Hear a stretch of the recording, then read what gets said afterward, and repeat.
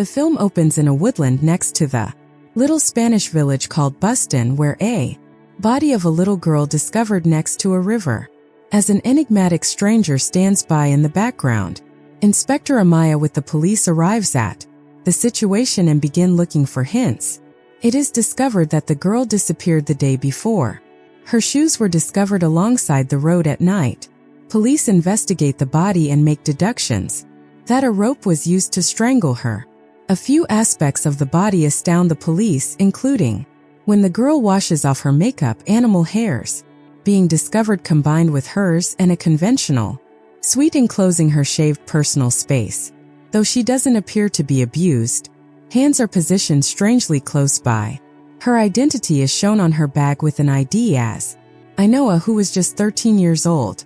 Looking at this body makes Amaya think of a former instance concerning Carla, a young woman who was murdered 15 days ago. She goes to the station thereafter and queries Carla's partner. He clarifies that Carla favored closeness in a harsh way, yet he spared her.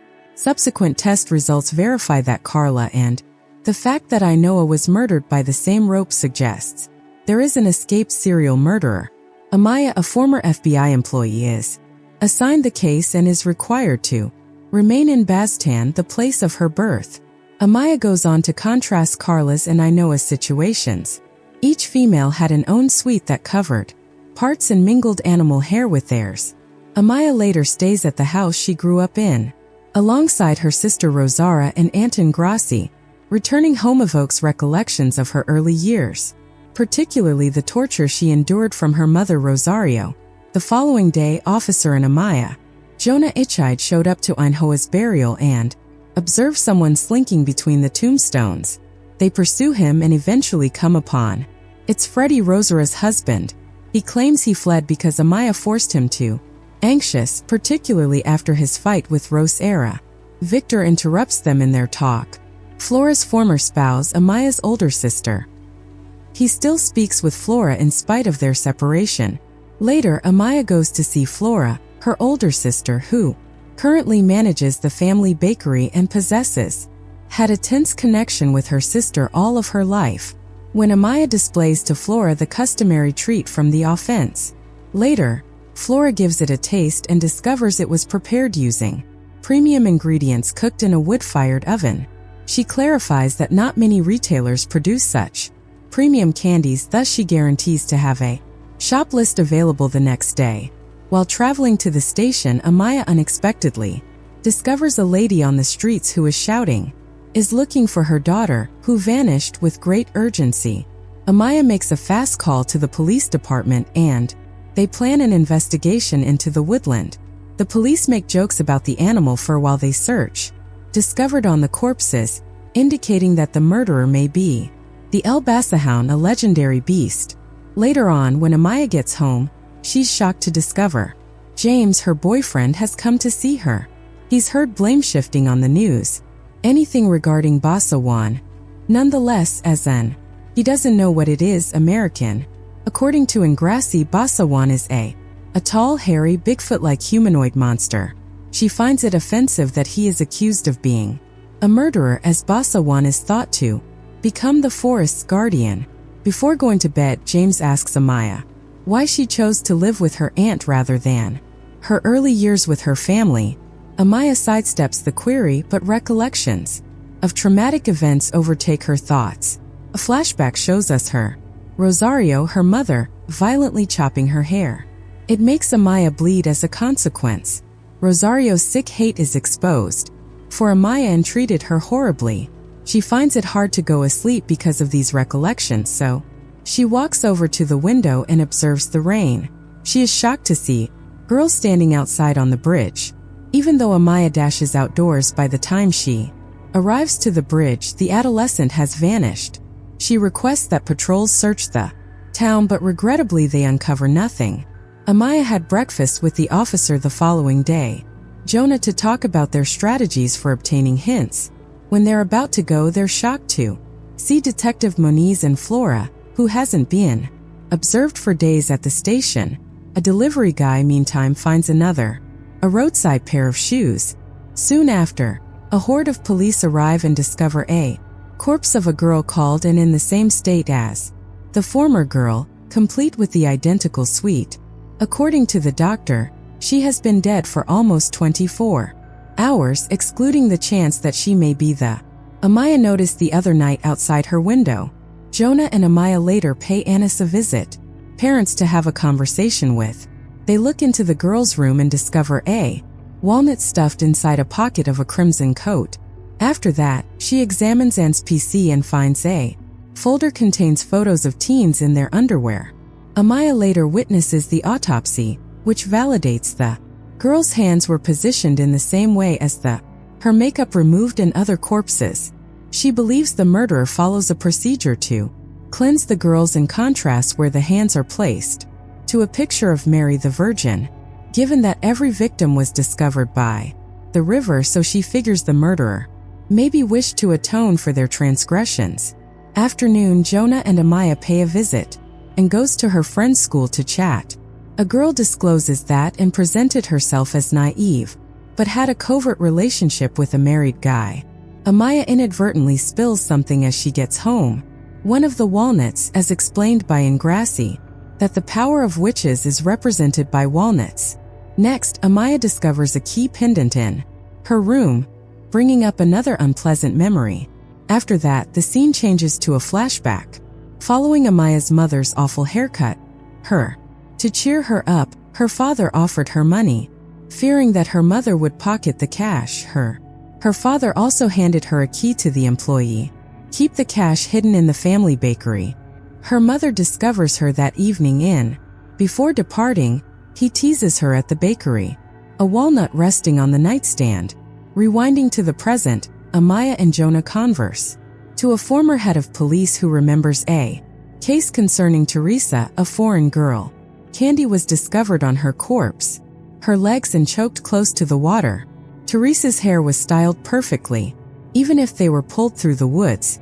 Shortly after, another female with similarly well-groomed. The same method was used to find the hair. The same featured females continued to appear in many locations, however neither suspects nor hints were discovered. The chief then extends an offer to show them the incident map. Later thereafter, Amaya witnesses at the family bakery Flora, her older sister, and Victor bickering. Later, Flora sends Amaya the list of retailers. She also created a flour sample. Next, Amaya runs across her brother-in-law Victor outdoors, but their exchange is startled by an unexpected call. She heads over to Freddy's place, but the door is not answered by him. Gazing through the window, she learns that he tried suicide. Breaking in, Amaya cuts the rope and discovers a message in Freddy's broken hand. The teen and is the object of the note's affection. As it happens, Freddy and Anne were taking part in a hospital affair. The physician affirms that it was a suicide try, given that Freddy's hand wound wasn't protective. Later, Amaya shows her the message. Rosara, the sister, admits she knew Freddy was secretly seeing someone else. She thinks Freddy isn't a killer. Instead, he's a cheater. The following scene finds Amaya visiting Freddy's pal, who, after initially ignoring her, finds out that Freddy may be a person of interest in the serial homicide. The acquaintance attests that on the evening of the killing, since he brought him to a pub, Freddy exhibited odd conduct as he continued to phoning a non-interested woman. Consequently, he became so enraged that he hurt his hand punching a mirror. The damage was so bad that they should head straight to the hospital to get sutures. Amaya attends Anne's funeral the next day. He is taken aback to find Flora there. She is abruptly interrupted by a policeman because Johanna, a different girl, was discovered dead at a deserted home in the forest. The 15-year-old Johanna frequently fled from home, thus her mother chose not to file a missing persons report. According to the doctor, she has been dead for around a week. One arm is missing from Johanna's body. Her cheeks are broken and there are symptoms of a manual strangulation. She has no sweets on her intimate area. Was mistreated, making them think someone was imitating. The serial killer was framed by the earlier killings. As Amaya looked around the deserted house, discovers a shadow between the trees, and dashes outdoors only to discover nothing. When they got back to the station, Johanna's mom shows up to let them know that her daughter was murdered by Jason, her spouse. Jason's stepdaughter is named Johanna. Jason looked like a kind stepfather at first. However, when Johanna became older, he became fixated by her attractiveness. He even proceeded to install a tracker on her phone. Jason stated that when Johanna vanished, he had deleted the tracker, which raises doubts. Officers look for Jason while Amaya encounters Jonah, who has discovered 7 additional examples with comparable characteristics. Despite the fact that no arrests resulted from these incidents, Jonah and Amaya think they're related because of the past. They spot a trend that suggests the offender was trying out different rituals until you find one that works. 14 years ago, in the first case, the foreign Teresa, the girl whose body was discovered to contain candy, the murderer grew increasingly aggressive with time, and Jonah believes he singled out the girls he saw, as if doing improperly in order to discipline them. However, there was a pause before he attacked once again. He began dating a woman last year, who it was assumed had fallen off a cliff. Her hands and hair were tidy, were arranged in the form of the Virgin Marys. Jonah and Amaya think the murderer desires victims. Must take note of these fatalities and instill panic. Jonah is asked to look at old newspapers by Amaya to look for a relationship between the towns in which the females turned up. Next day, Joanna's father-in-law, Jason, is discovered not to be aware. Upon regaining consciousness, he admits to mistreating Joanna but disputes murdering her. He claims that someone moved him to the path where he was discovered. Amaya later hears from a ranger about an odd experience in the forest when he observed a and heard a gloomy person entering a cave with a suitcase. He attempted to approach, but abruptly the figure vanished. Shortly afterward, Amaya returns home and discovers her family fighting over supper. Flora expresses disapproval of the murderer's actions, saying, "They are hardly saints since they killed the adolescent females." While Amaya tries to defuse the situation, Flora brings up past events such as Amaya leaving town during their mother's illness. James finds it unexpected that Amaya has informed him of their mother's passing, as Amaya claims that their mother has passed away. After insulting her, Flora and Victor depart. Suddenly, Amaya receives a call, leaves the train station and comes running. None of the flower samples are disclosed to her. The one from the crime scenes correspond. Amaya is concerned since Flora is the only one still alive. Jonah and she suddenly spot Detective Moans at the station, even on this day off for him. They see him grab a few reports and head out. They follow him suspiciously to a cafe where, when they meet, he gives Flora the reports. Jonah and Amaya find them along with Flora. Flora doesn't respond, so Jonah takes her into custody. Amaya looks over a report back at the station and discovers Flora switched her sample of flour. Admittedly, Flora did it to safeguard her company, since many workers bring flour home and she wanted to avoid causing them any problems. And dispute starts, but it ends quickly. When Amaya is called into her boss's office, he now knows about Freddie's connection to Anne and discovered Flora's flour swapping technique, which Amaya concealed herself from the other officers. He dismisses Amaya, citing a conflict of interest from the case, giving it to Monroe in its place.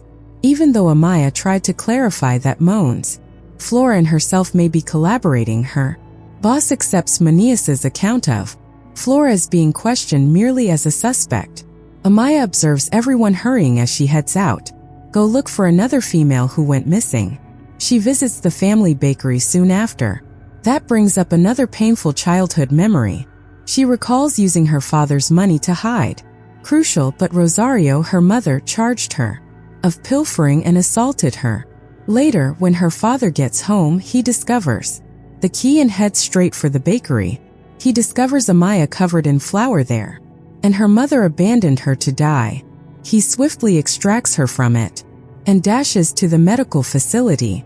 The physician discloses that Amaya lived because the flour stopped her bleeding. He further discloses that her mother persisted in assaulting her even after Amaya passed out. Following her father's rescue, Amaya is her aunt in Grassy to live with her. At this time, Amaya chooses to go to Her mother at the clinic, psychologically sick. She discovers her bound to the bed there. When she inquires about the killings, Rosario attempts to harm her and insults her.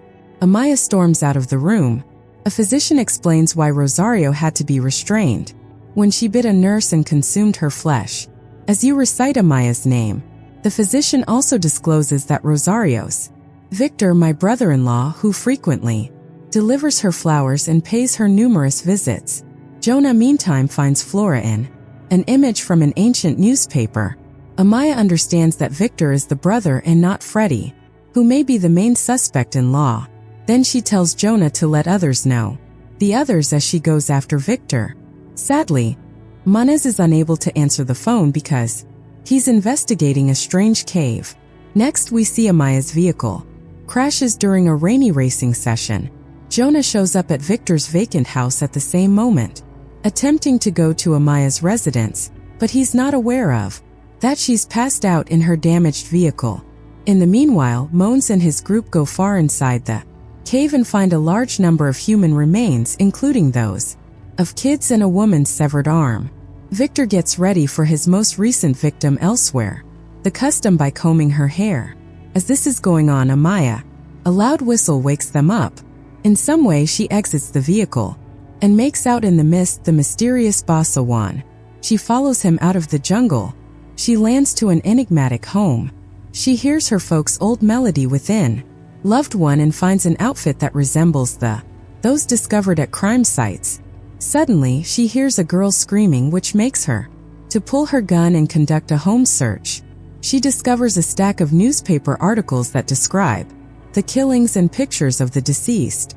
Victor suddenly assaults her, hurting her, a rolling pin in its arm. When confronted on the killings, Victor tirades over the girl's immoral actions. He says he imparted purity to them, precisely as Rosario and Flora taught. Amaya succeeds in stabbing his leg with a shard and ran away. Victor is chasing after Amaya. Before making his escape, injures him more. She eventually locates the prisoner girl and starts to untie her. Flora shoots Victor twice before he has a chance to hurt them. Later, Amaya provides an explanation at the station. The team the full case.